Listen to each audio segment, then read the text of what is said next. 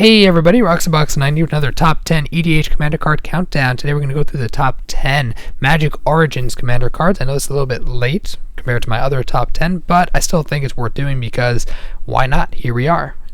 For those who have been following my top 10 Commander countdowns, I have pretty similar criteria for the Commander section, and that is 1. Multiplayer Commander. This is not dual Commanders, not tiny leaders, multiplayer focused. 2. Cards that are, in terms of their color placement, in terms of their color use, are a little bit more broad, would go towards the top of the list. Cards that are more narrow would go towards the bottom of the list. And as well, cards in terms of their use. Are they more universal use? Are they less universal use? More universal towards the top. As you go down to number 10, it gets less and less universal. These rules are not 100% in place, but it gives you a sense of the criteria I'm using when I'm making the list. Let's get to some honorable mentions. Pretty much all the honorable mentions you see here are cards that I think are pretty good, but they are a little bit more narrow in terms of where they would be used. So for example, Pyromancer's Goggles, great card, but pretty much you want this in a mono red deck. Not many other places that you would want to run this in. Thopter Spy Network, very good card, but artifact creature decks that are very artifact heavy would want this card. Starfield of Nyx, this card is an enchantment based card. You have to have a big enchantment, ideally with big enchantments kind of deck for this card to really be awesome. Days Undoing, another one.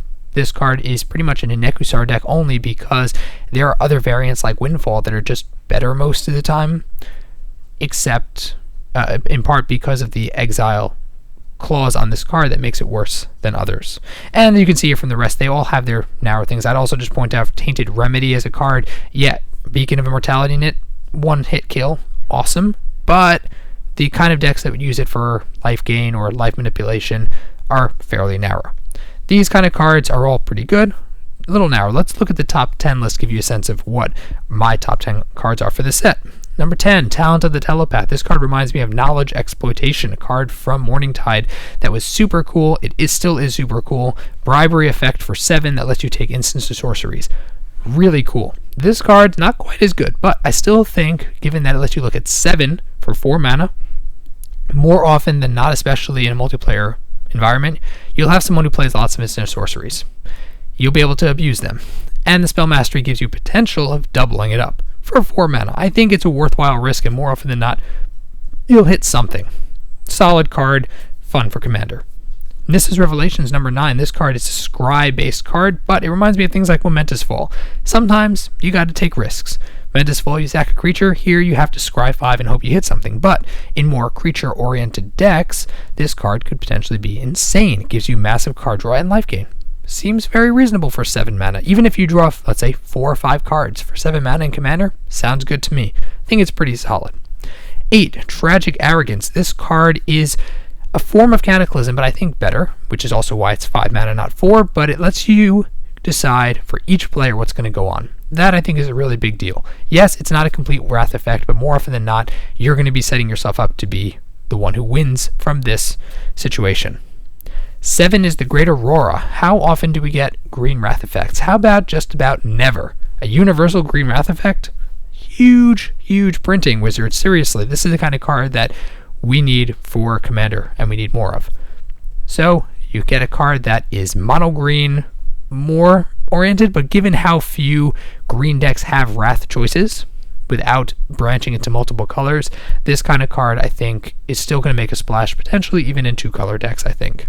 Number 6, Archangel of Tides. This card's a little bit more for a fortification style deck, control style deck, but it's very well costed, even though it's a little bit narrow on the color scheme.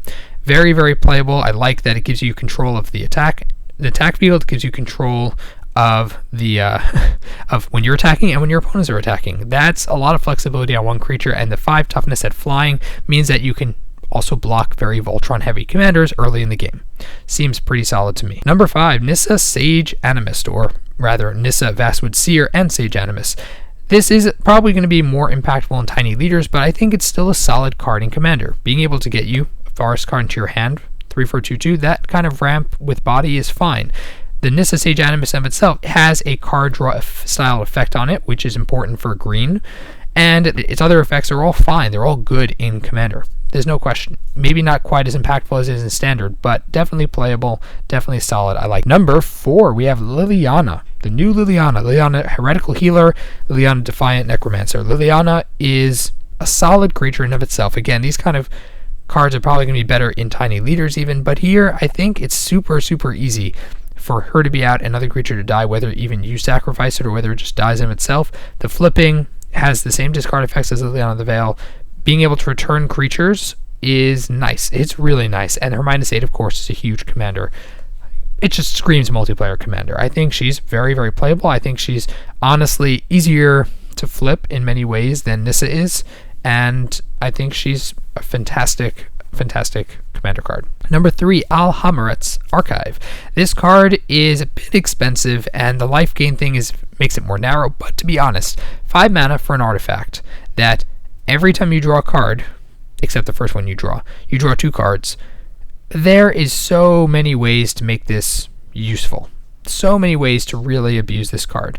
It's going to be abused for its draw effect, and the fact it fits so universally because it's an artifact, to be honest, I think will make it see a good amount of play in decks, especially ones that have other forms of solid card draw, or solid forms of repetitive card draw. Flameshadow Conjuring. This card is pretty much as close, I think, as we've seen to Sneak Attack. This card in Commander is absolutely ridiculous because you generally have enough mana, and being able to just make double of every creature you play is a fantastic card. At only 1 red in the mana cost, it is super splashable into so many kinds of decks. Fantastic card. I love this kind of thing, being able to double your value for 1 extra mana. How is that not insane? This card is a fantastic mirror doubling card. I think it's going to go into a lot of decks. I'm definitely looking forward to playing with it. Number 1, Dark Petition. Yep, I know you guys saw this coming. It's Demonic Tutor. That's it. In Commander, it is Demonic Tutor. People are complaining, oh, it's 5 mana. There are many 5 mana style effect Demonic Tutors in Commander, and I think that's quite easy to play. Realize as well for the Spell Mastery that the Spell Mastery is quite relevant in Commander. It's almost always going to be relevant because it'll give you that extra mana you need to push through something that you either are going to get. It works better in some ways than many of the more expensive tutors in terms of combos, and I think just most importantly, it's Demonic Tutor. Solid tutor that can fit into pretty much any deck that wants it. Huge card. Those are my top 10 Commander Magic Origin cards. What do you guys think? Do you guys agree with my picks? Do you have different picks? Would you do it in a different order? Whatever your thoughts are, let me know them down below in the comment section. If you enjoyed the video, then please tap the like button. If you're new to the channel, check in and subscribe. As always, Roxybox90 signing out. I'll see you guys next time.